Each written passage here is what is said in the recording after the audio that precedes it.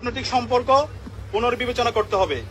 অভিযুক্তদের ফেরত না দেওয়ার পূর্ব পর্যন্ত কূটনৈতিক সম্পর্ক স্বাভাবিক করা যাবে না।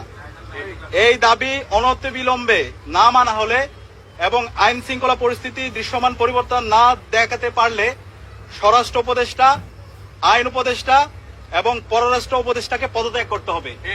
এই 3 দফা দাবি আমরা জানিয়েছি এবং একই সাথে আমরা গতকাল থেকে বাংলাদেশের সকল ছাত্র সংগঠন, সিভিল সোসাইটি, সাংবাদিক এবং জুলাইয়ে যে সমস্ত সংগঠনগুলো তৈরি হয়েছে, জুলাইয়ের যারা আমাদের সহযোদ্ধা ছিল, আমরা সবার সাথে গতকাল থেকে যোগাযোগ করছি, মিটিং করছি।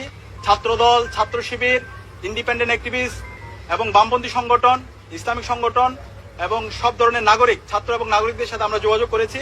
আমরা সারা দেশে সবাইকে ঐক্যবদ্ধ হওয়ার জন্য আমাদের ফেসিবাদের বিরুদ্ধে, আমাদের কমন এনিমি ভারতের যে যারা বাংলাদেশে দাসত্ব কায়েম করতে চায় এবং একই সাথে এই পতিত ফেসিস্টদের বিরুদ্ধে আমাদের ঐক্যবদ্ধ হওয়ার জন্য আমরা সবার সাথে কথা বলেছি এবং সকল ফেসিবাদ বিরোধী যারা আন্দোলন সংগ্রাম করেছে সবাই একমত হয়েছে এবং খুব দ্রুতই সকল ফেসিবাদ বিরোধী আমরা যারা জুলাই একসাথে নেমেছিলাম আমাদের সম্মিলিত কর্মসূচি আপনারা দেখতে পাবেন।